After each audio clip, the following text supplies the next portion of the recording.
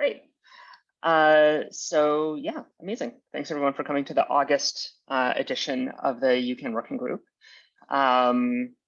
We have some actually, I think, pretty exciting stuff this time around. That's in spec land that's shipped, but not 0.9 yet, sadly. So still going back and forth with Heracli on literally one or two final points, and it basically coming down to how we're thinking about which agent owns the resource. So actually, Hugo, I'd love to hear some of your thoughts on that. But also, I'm seeing Heracli in person next week in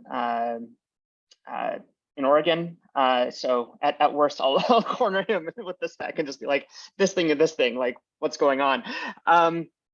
Updates. So Awake, we've shipped a major update to the Awake protocol. So it used to be just for essentially showing up and letting a new agent sign in, basically, and then use a PIN. We've folded into this newer version because it's essentially mutual TLS, but with UCANs. We've folded into that signal double ratchet, so it actually bootstraps up a secure channel that can now be persistent and long-lived and have forward security and like all of these nice properties. And also so that we can do mutual authentication across agents that both already have UCANs, and so that you don't need user feedback. You can just prove that you're part of the system.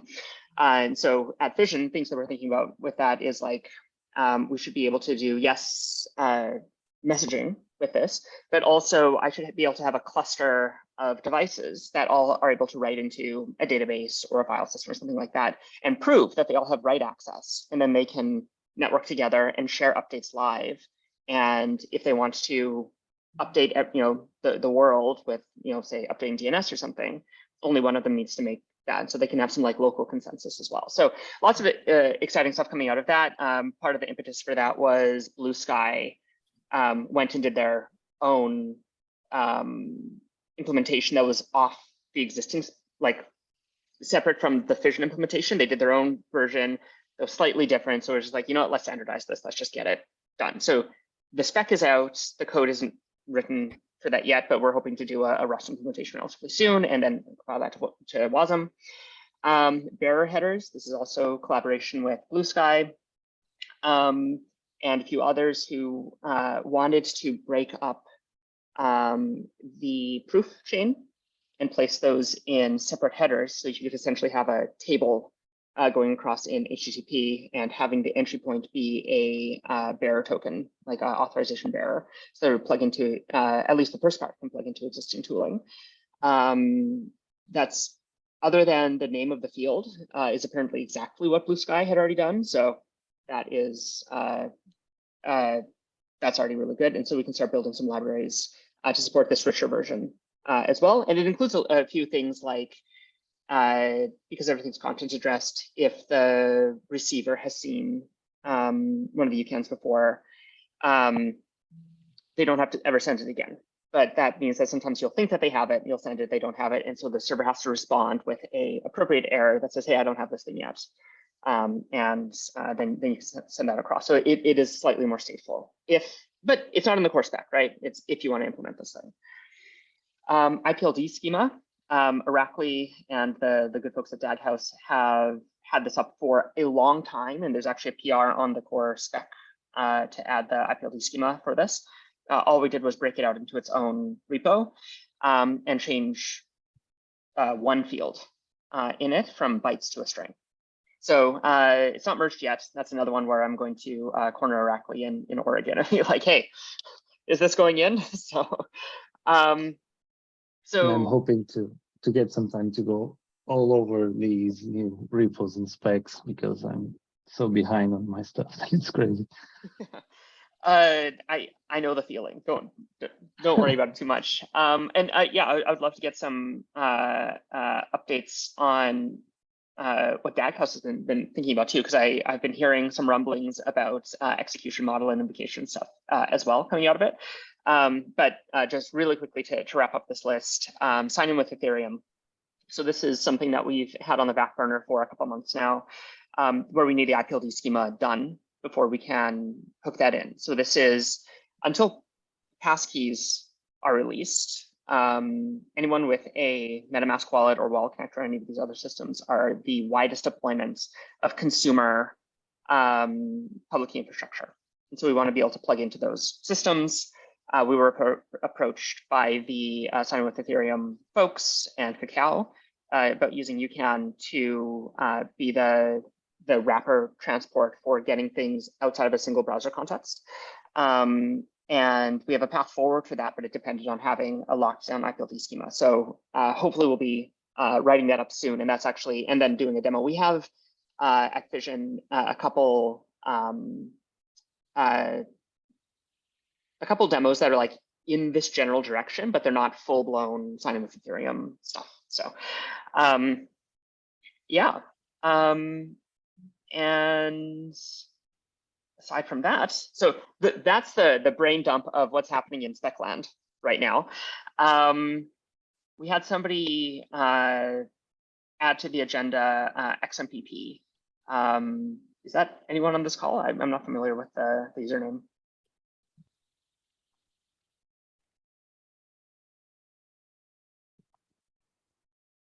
Okay, I'm going to go with no. It would be interesting to hear more about that. So if Sunkissed 4013 sees this video later, please do create a discussion or something in the repo. I'd love to hear more. Moving on, Hugo, anything that you could share more publicly about some of the things you've been thinking about with UCAN at Daghouse would be amazing. But also, if you can't, I also understand, right? So. Oh no, nothing is behind closed doors. It's just I don't know where to begin. So there's a lot of stuff that we've been iterating on, and like some of you know how Irakli is on like thinking about new things. So right now, at least I'm really focused on setting up the what we call like accounts and wallets, plus our core business, which is like uploads. But then we have like what we want to. So before that, our current vision for accounts is really similar to Solana accounts. So it's really just like a memory space where you write into, and to write into, you need to pay, or at least if you go over a threshold or whatever, you need to have some funding there. But it's not really specific to any like identity. Like anyone can fund an account. Then we, like our recovery process and whatnot is also on the account, not specifically on the user. Like we remove completely like any idea of user or identity from the system. It's just like what we call agents, which is mostly devices. So there's the agent ID, there's the account ID, and those are mostly our primitives. We're gonna need to add in like some kind of like, which right now it's just called payment thing, which is really define what that is. And for that, we may add some type of identity for stuff like KYC and whatnot, but that's also like decoupled because we don't want to couple with accounts and like force KYCs on the accounts and whatnot. So that's really like a separate process, and all like the funding is also out of bound of maybe on other interaction with UCANs. So the accounting encompasses storage and also compute, and whatever we add in the future. But right now it's going to be mostly like, okay, let's finish up storage as best as we can, and think about compute in the meantime. And on that, the idea now it's called like bucket VM, where Irakli already wrote like a document on this, like the W3 machine or something like that I still need to read. As I said, really back on my stuff.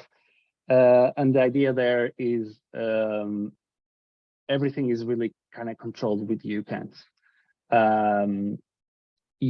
Like for setup or deploy the compute and run the compute, everything is controlled with UCANs, and also like what we call UCAN receipts, which is mostly like an HTTP response, but like with UCANTO, which is like the framework that we use to integrate all of that. It can be whatever transport you like. So the receipts are mostly like HTTP responses, but they also serve as proofs for whatever happened. So invocation, something happens, receipt, and everything is kind of proofs, builds up the chain with the proofs of everything. And for now, that's the most I can tell you around this. One other thing that we are thinking about is, so like sessions. And when I say sessions, think about like on our use case is like, oh, I need to upload a really big file. I can't upload it like in one go. I need to chunk it. So we've been iterating on a bunch of ideas on how to properly do this without like committing to anything kind of weird or too Web 2.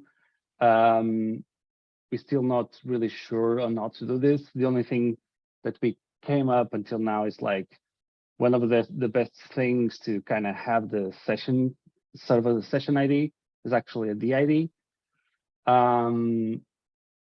But the data layout and whatnot now to build up like some kind of linked list of chunks that for us are mostly like blocks or CAR files.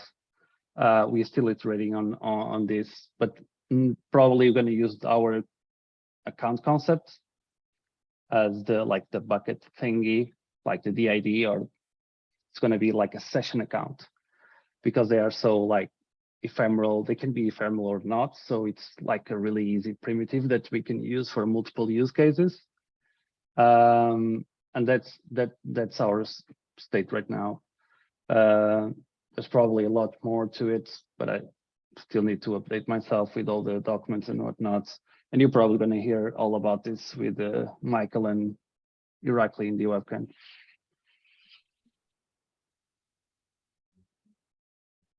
Amazing. No, that's super good context. Yeah, like there's an invocation spec using UCAN and receipts and all that stuff built on top, like as a separate layer, as a separate spec. I think a bunch of people are feeling the need for it, actually, even at Fission. So today we're essentially using like an RPC interface and then passing the UCAN along. But really where we want to get is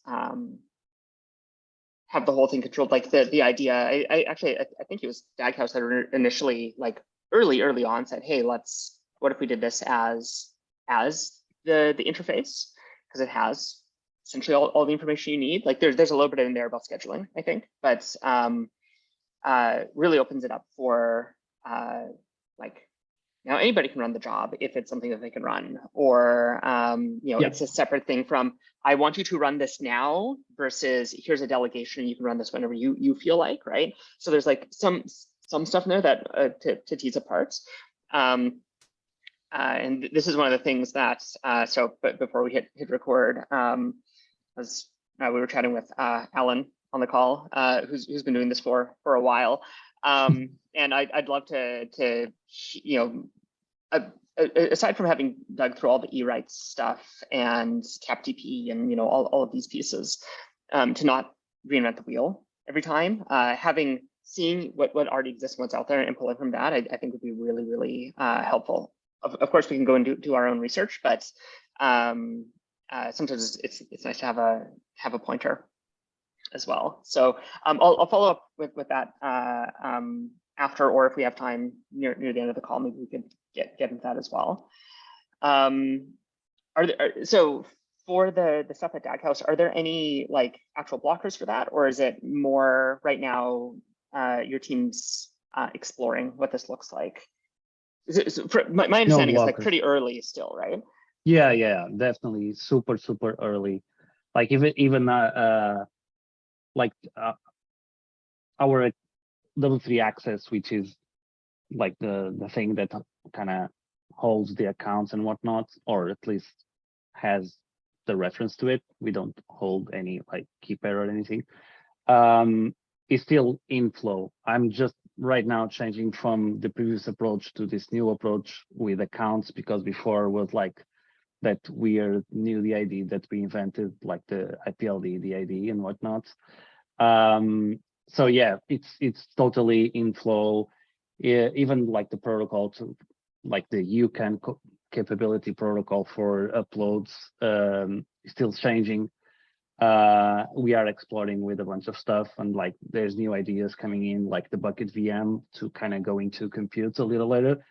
So yeah, definitely. Right now, we don't really have anything blocking us besides me having more time to implement stuff.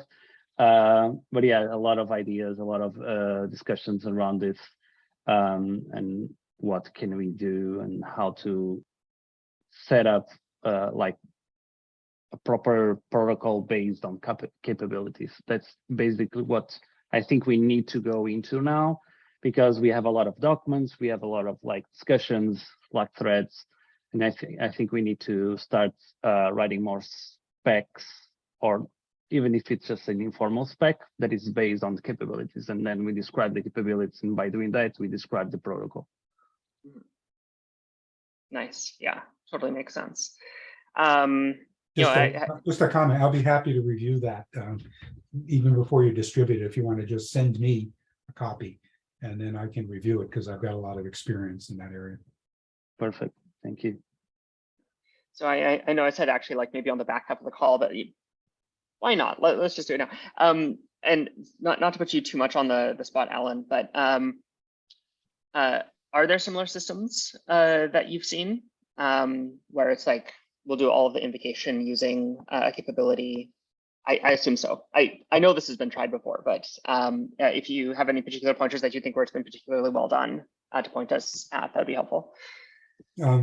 Yeah, well, you know, the E system is the standard, and Sprightly is pretty much adopting that approach.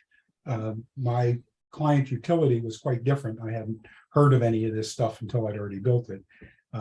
I think it had some advantages, but it also was far less complete than what they've done. So, but we have a group that meets every Friday morning. It's been almost 25 years now that we've been meeting, and that's a group that's all capability folks, and we'd be glad to have you come and tell us what you're doing and ask whatever questions you have.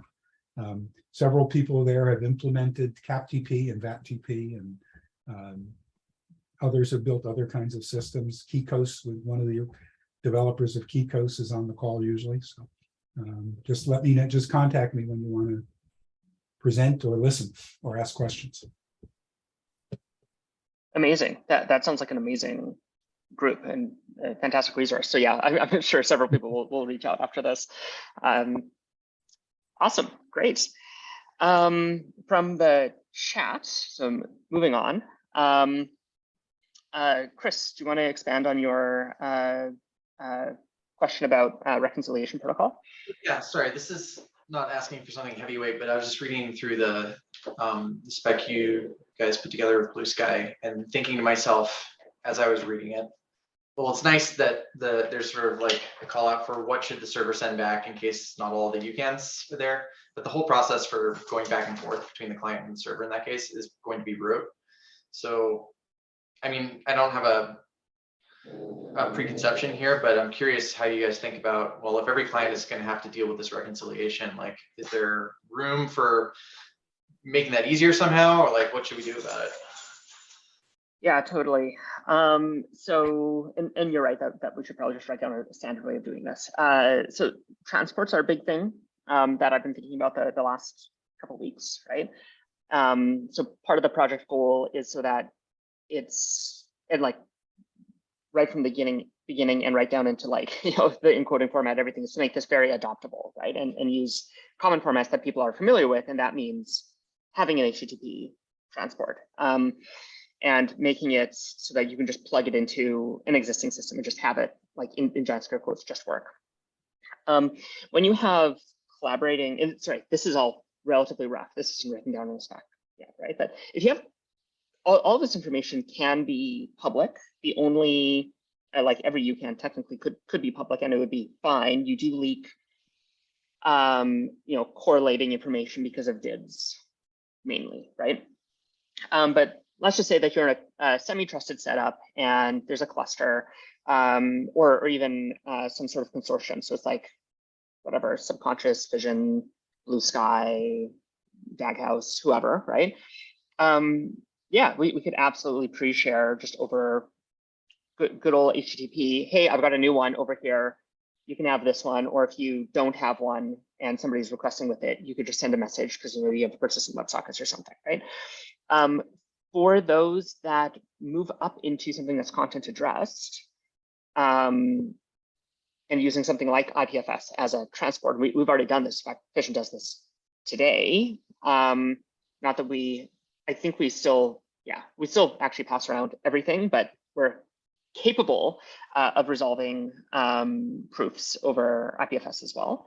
And so that gets sort of the, where do I find this? Because now it's anyone on the network, right, that you're connected to. And yeah, content addressing often has a performance overhead, but if you're directly, it's this in the cluster case, it's exactly the same situation of like, well, I have a persistent connection with all of these folks and I will check them because they're a first degree peer. And if any or all of them have it, I can grab all of the things that I need from them. So it ends up looking pretty similar.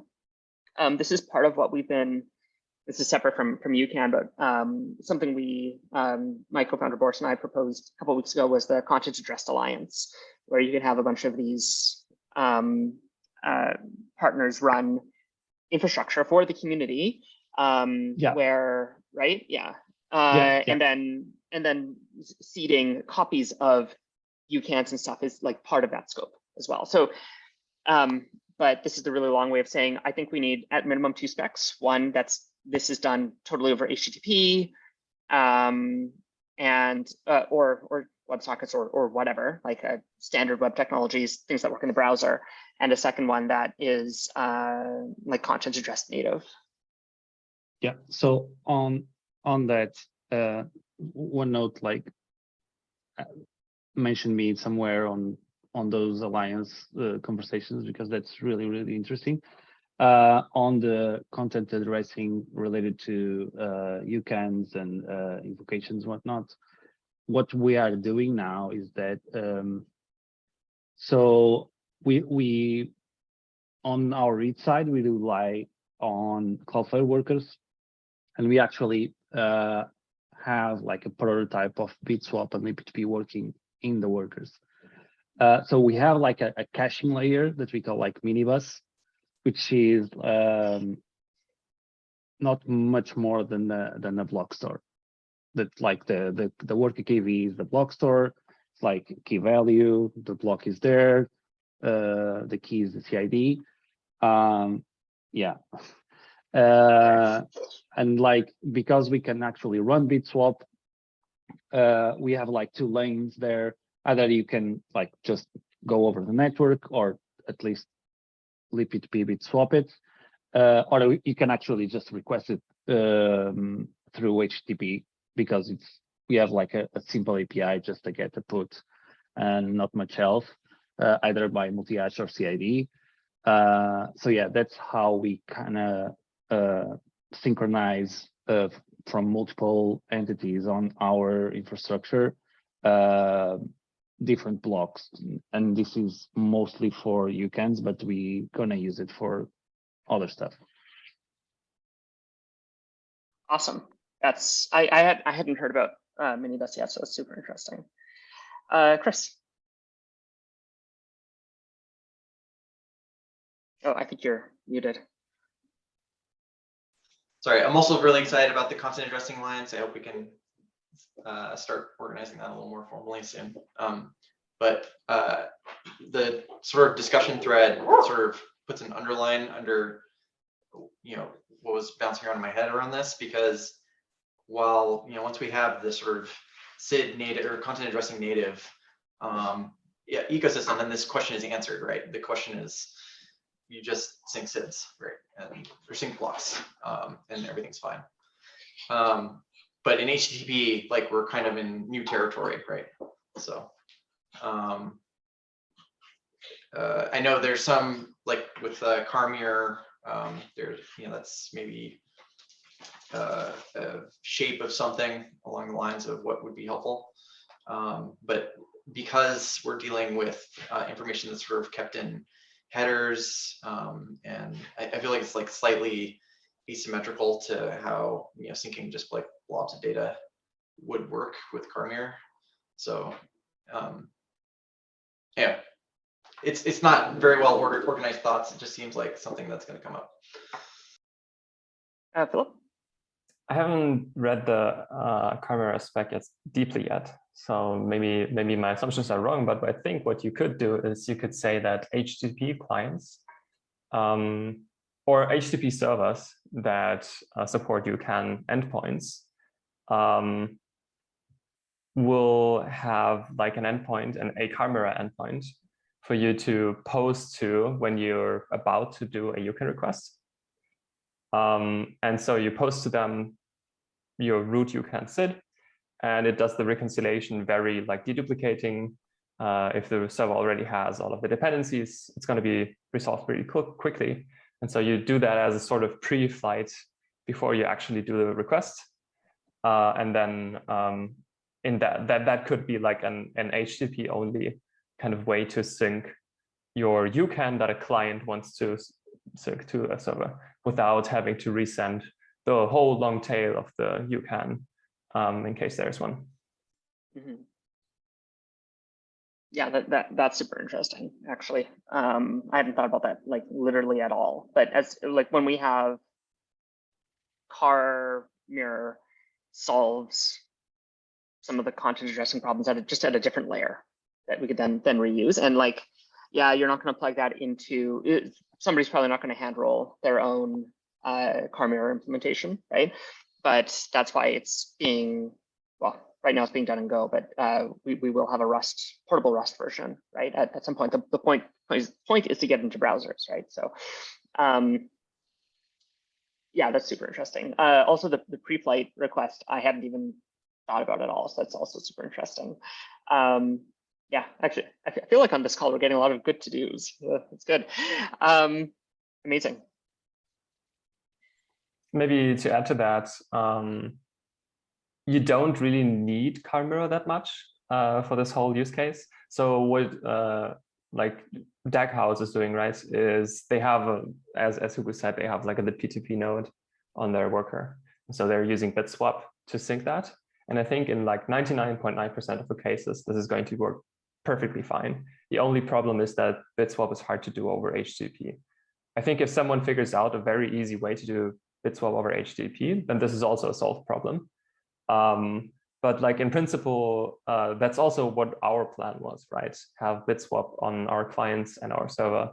And like in, again, 99.9% cases, you will send over the UCAN, and like the long tail of the UCAN is already known to the server. There's going to be no BitSwap communication at all.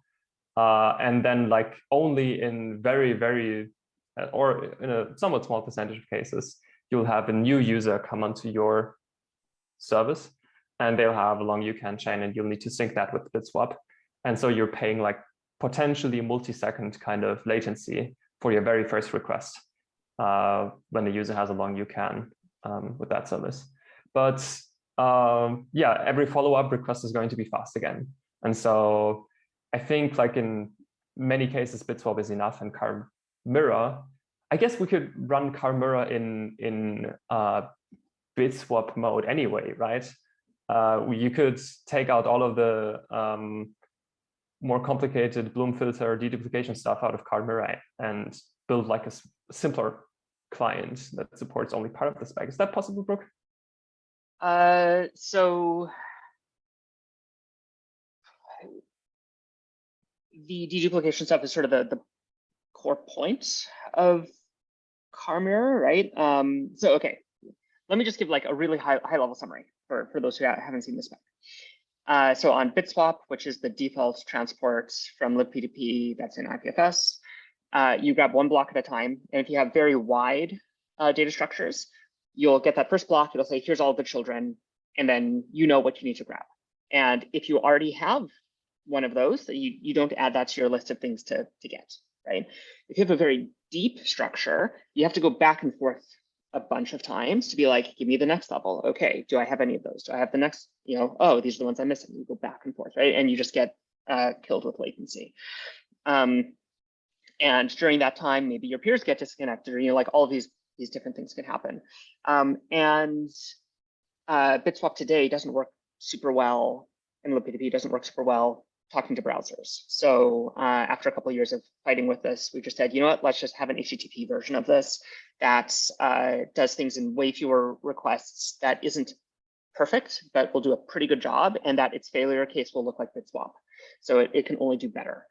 And we do that by batching requests and saying, okay, give me everything under this subgraph, except for things that match this Bloom filter, right?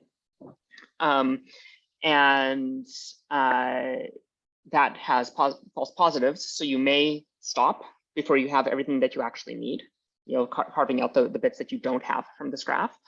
But that's okay, because then you can just say, hey, I'm going to add those to my next request, and we'll go around again. So it's not that we do everything in one request, it's that we do it in far fewer requests. So we don't have to do that, to Philip's question. We don't necessarily have to do that over HTTP in particular. There's an HTTP spec written today, but in the high level spec, it references like, well, you could also do this bidirectionally. You do this over WebSockets. You could, and anything basically. It's transport agnostic.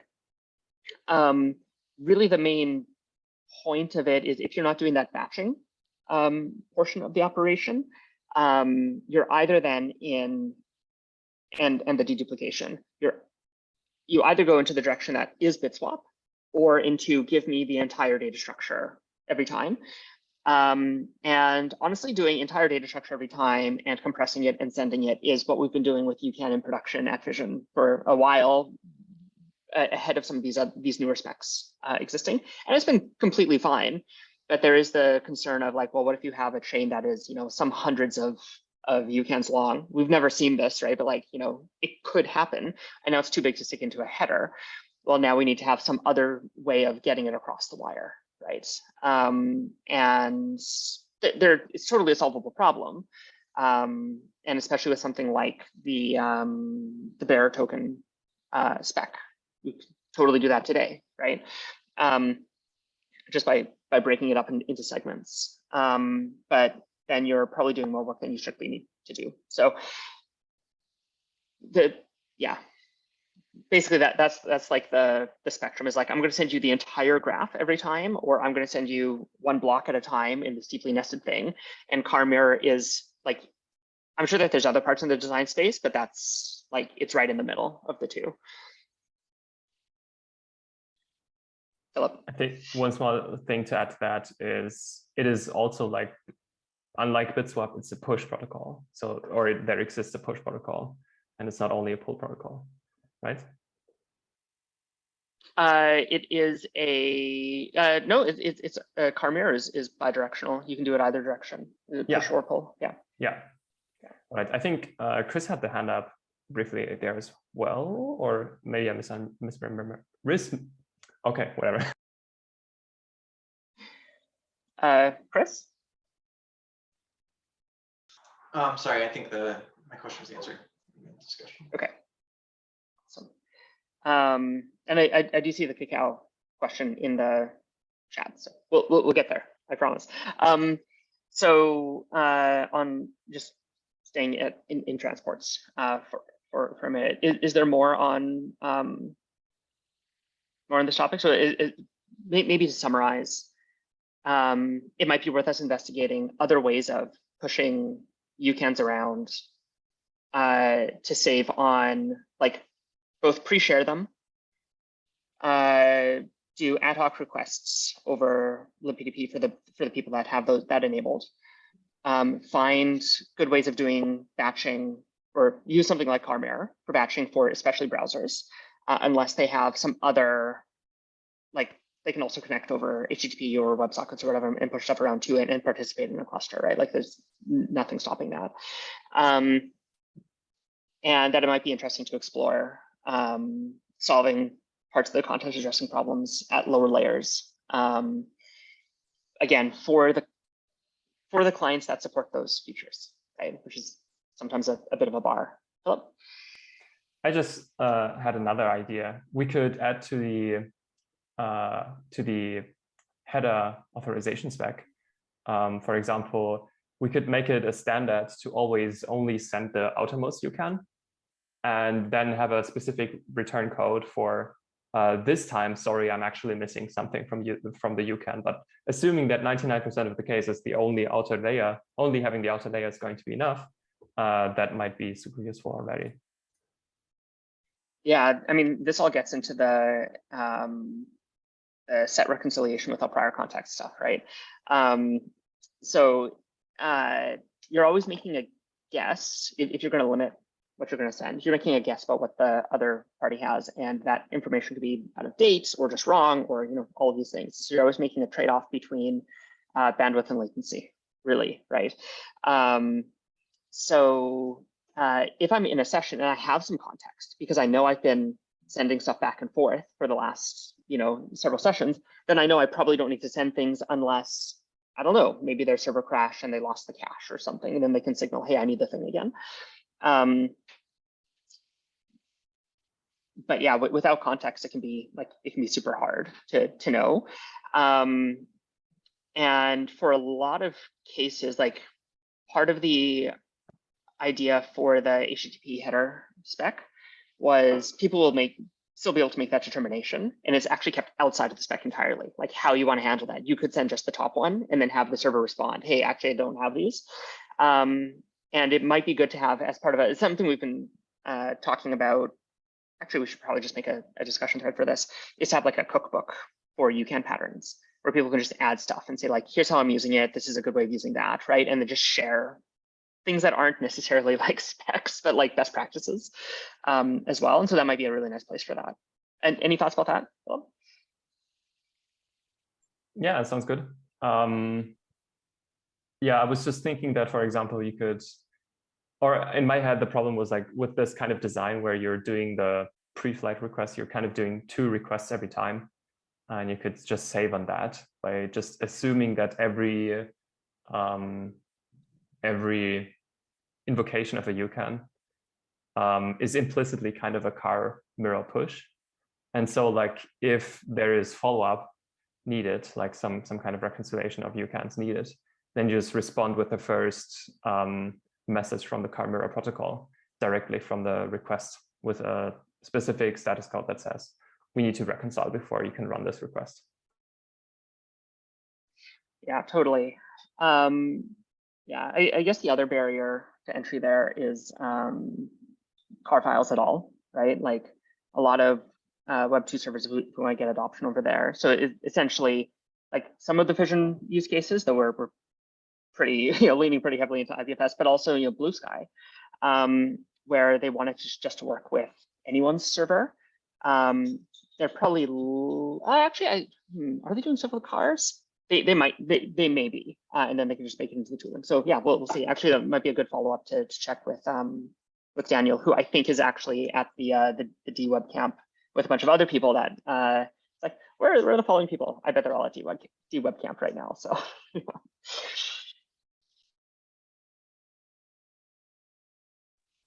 Just some experience we had. eSpeak, which was an HP product PC Magazine called it web services before there were web services, but that wasn't exactly right, but it was close. But the point is, we use Spooky certificates as capabilities, and a number of companies, we had a number of customers. eSpeak was around for about 3 years, and we never saw very long delegation chains. They were typically 2, 3. I think the longest we ever saw was 10. And so, on the UCANs, if it's sending all the data and it's only 10, that's probably not going to be an issue. Now, that was a very enterprisey environment. Companies were not using it with their business partners yet. They were planning to at the time HP shut it down, but that's just a data point. Yeah, that's super useful confirmation. So we don't have millions of customers or something, but we've also seen, and even if you think about it structurally, you're more likely to have, even if there's a bunch of things in a delegation chain, it's more likely to be a wide tree than a deep tree, I think, right? Because it's very easy for me to share with a bunch of people, and then each of those would have to go and share with lots of other people down a chain. So there's a bit of 7 degrees of Kevin Bacon happening. So yeah, we don't really see them getting that large, but there's a couple of people have, this is some whataboutism, right? But some people have raised edge cases where this could happen, where you're delegating between a lot of devices. So yeah, but I agree. I don't think in practice we've ever really seen super long chains yet, but it could happen, I guess. Yeah. The enterprise case is deep, not wide. Typically, you're delegating down a management chain, and at the end, you might delegate to a whole department. But in general, the chain is deep, not wide. Also really good to know.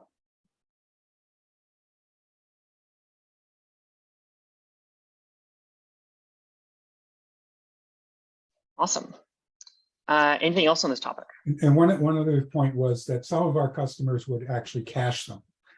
So you'd submit a long chain, they'd give you back a shorter token that you'd use in the future. That was another approach. And it didn't have to be in a cache. I mean, it was just the token itself that cached the validation. And I think that was also proposed in the Spooky spec. Yeah, we're doing a bunch of stuff with that. So both the caching of the validation. So we take the content address, just a hash, and cache. Yeah, I've seen this one before. This one's good, unless it's been revoked or something. And then we don't have to do the validation down the chain. And then all the proofs in the chain are also identified by this unique ID hash. And that's, yeah, the couple deployments that we've seen, you can end up in, there's one large enterprise that's using an earlier version of UCAN. And that was the big selling point for them, was that they don't have to resend certificates all the time. They can just send the chain once, and then just what's changed since, basically. So yeah.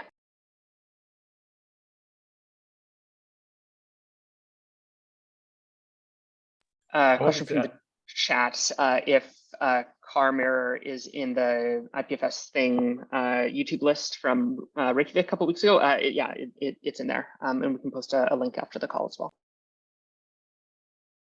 I just wanted to add that I feel nerd sniped enough to maybe start a cookbook entry on how one could do efficient,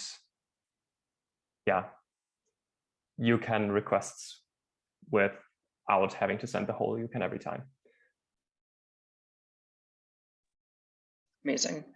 I'm just watching the time. We have 10 minutes left, and I do want to touch on the cacao stuff before we wrap up. So bit of background here. So we talked about this a little bit earlier in the call, and we have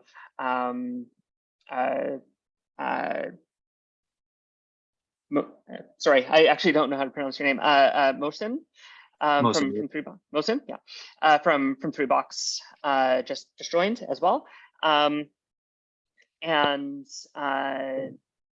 or joined the call. So a couple things that were blocking us previously on writing up the spec for this was or I guess strictly speaking but the IPLD schema. So there was some discussion happening in the core spec. Previously, there's a PR open there. I broke that out into its own spec week before last, I think, as setting up for doing Cacao integration. There was a lot of discussion maybe 2 months ago or so about what's the right way to represent UCAN as a Cacao, separate from signing with Ethereum. And I think in general, I roughly agree that the formats, there's a Cacao format that captures zcap and a few others. Like, we could probably just stick these into this one common container. I don't see any reason why we couldn't do that. It's and specifically for those use cases, right? We just haven't gone and actually written down the spec and done an implementation of it yet. We're doing so Fission, separate from the UCAN working group. Fission's doing some demos with UCAN directly with MetaMask, but we're going to be as soon as there's a CWE implementation, we'll just switch over to that immediately. We're also reusing some of these patterns. So the current thinking is that we'd be able to take a CWE certificate and put it inside of the proof chain for a UCAN, and then the clients that understand CWE would then understand that as a proof. Passkeys are related, coming from very much the other side, from Apple, Google, and Microsoft, using the FIDO certificates.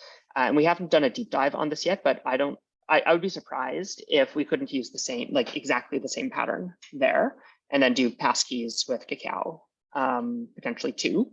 But we're definitely going to be exploring adding that to UCAN. Fission is going to be exploring adding that to UCAN in the coming weeks as well. So, yeah, we too. Is there any? Sorry. We are also working on integrating passkeys. Amazing. Is there anything on the Cacao side that we need to be aware of as we start looking at actually writing the standard for this? Yeah, thanks for the recap.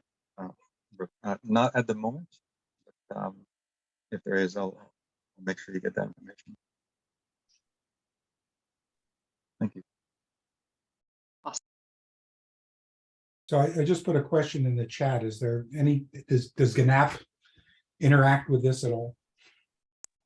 So potentially, I was talking to the folks at Sprightly a couple weeks back, and also Bengo brought GNAP a couple weeks back as well. So I have it open in a tab. I just haven't read the entire spec top to bottom.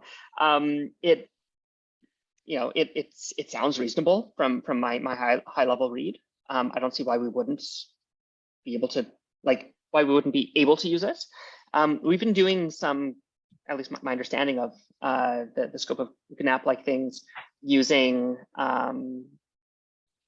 essentially rolling our own for doing more service discovery type things. But if there's a standard, totally, let's use it, right? The one place I can see an issue is they're stating that the tokens are opaque. And I don't know if the UCAN protocols have an issue with that. I'll have to dig into the spec more. Again, yeah, the main implication is you can't do offline delegation. You have to go back to the resource server's authorization server to get, do a token exchange. That's the big thing that I see. I see. Yeah. Yeah. In general, we've been, well, the general case for UCAN tries to avoid doing that so that we have offline capability when possible, but that's not always possible, right? So again, that's in the general case. We want to be able to support that. But even when you're doing validation, sometimes you need to refer to some other source of truth. to say like, hey, is this, is this DNS record still owned by this person, or whatever the thing is, right? Or I actually want to, I want to do something with this UCAN. I want to send an email, so I've got to go talk to the email server. So I don't think it's like that's a hard blocker, but it might limit the use cases that's useful in, because it has the whole, like, it's really designed around the authorization server concept. Yeah. Right. Sorry, GNAP is around the authorization server, whereas UCAN's try to be sort of more self-contained. Yeah.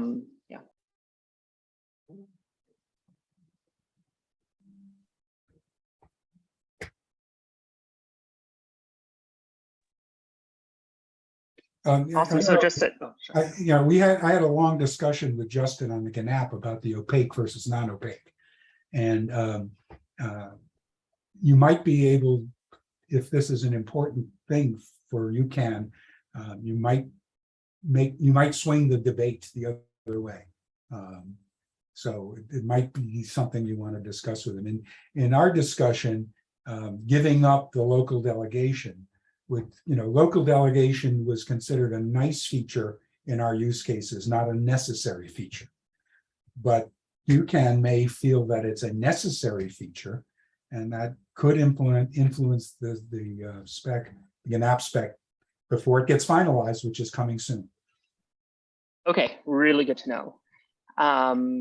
Where is the best place to chat with that community? Is it just like Justin Richter? It's his baby. Okay, awesome. And I assume contact information is right on the spec. I don't know. Okay, I'll follow up after. Yeah. Awesome. Just a quick time check. We have officially 3 minutes left, and then people will probably disappear as they go into their next meetings. Are there any final things people want to chat about before we wrap up here?